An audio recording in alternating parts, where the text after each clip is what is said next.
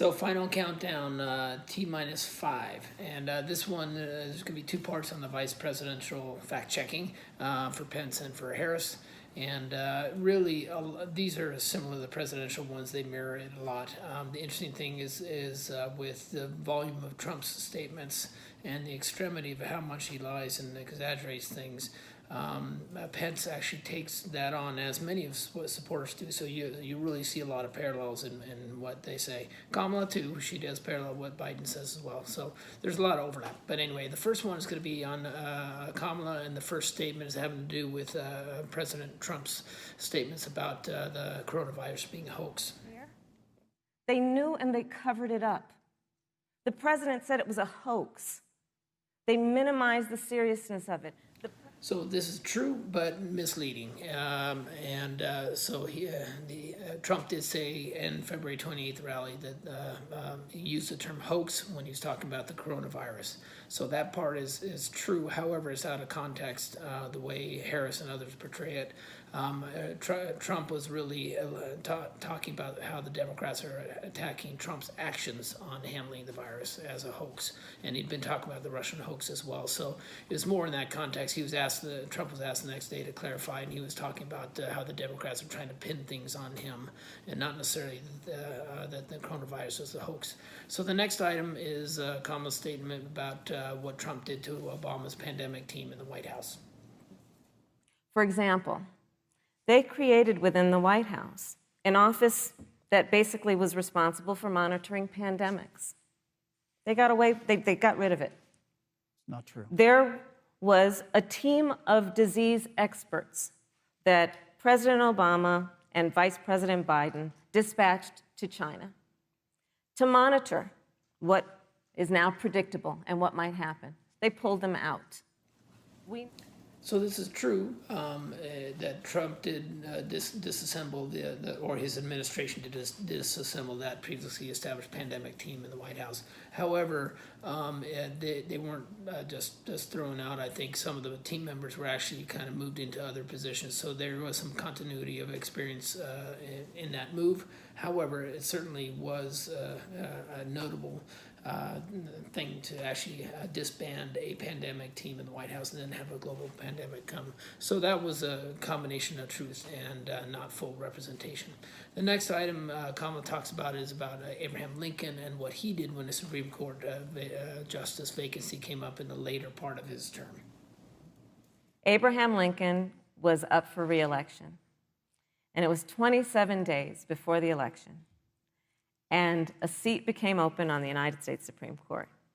Abraham Lincoln's party was in charge not only of the White House, but the Senate.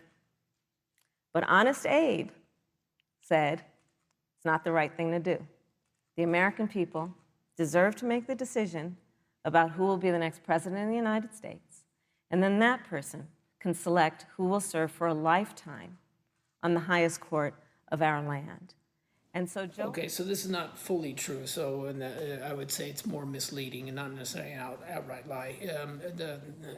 The fact she's talking about the timing of the vacancy on the Supreme Court and Lincoln's decision, those parts are true. The rationale is debatable, and they've gone back to Lincoln historians who said it's not so much that he was giving to the next president to do, but he was waiting to get some public sentiment coming in, and in a way waiting for the mail, ironically, which is what many of us are doing now. So the intent was a little bit different. Okay, the next ones are switching over to Pence, and that's going to be where he uses some of the standard talking points about the assault on very American values and liberties. And we witnessed a steady assault on our most cherished values: freedom of religion and the right to life. There's no evidence that, at least that I can see, or I wasn't seeing anything in fact-checking even about assault on freedom of religion. That is just a manufactured item where they conflate actions and then say that is an assault on a particular liberty or a constitutional right. I've seen many mentions of this assault on freedom of religion by the Democrats or Biden, and it relating to the pandemic shutdown and the fact that churches couldn't assemble, and so people then would conflate those two as an assault on the freedom of religion. Has nothing to do with it. It's a public health issue. So that's that element. There could be more to it, but it's just a very general statement that creates a fear that is not justifiable. So that's that one. The next one is about the regular statements about what Trump and Pence inherited with regards to the economy, and in particularly the slowness of the economic recovery under Obama and Biden. So. 4 years ago, we inherited a military hollowed out by devastating budget cuts, an economy struggling to break out of the slowest recovery since the Great Depression. So that statement is, that's a big economic statement about the slowness of the recovery, under the Obama and Biden administration. Basically, they inherited a recession from President Bush.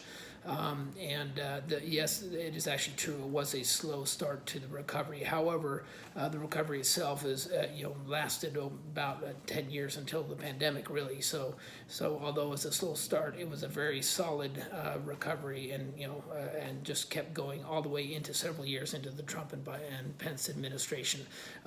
So that's that. And then the next one is having to do with Pence's critiques on Biden wanting to cut law enforcement. When asked whether he'd support cutting funding to law enforcement, Joe Biden replied, yes, absolutely. The hard truth is, you won't be safe in Joe Biden's America. Okay, so this is a common critique about Biden wanting to defund the police, and whether you use the term defund or cut the funding.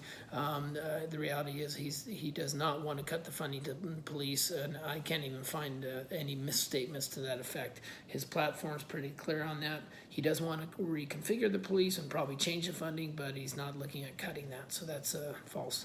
The next item is having to do with open borders. Joe Biden is for open borders, sanctuary cities, free lawyers and health care for illegal immigrants.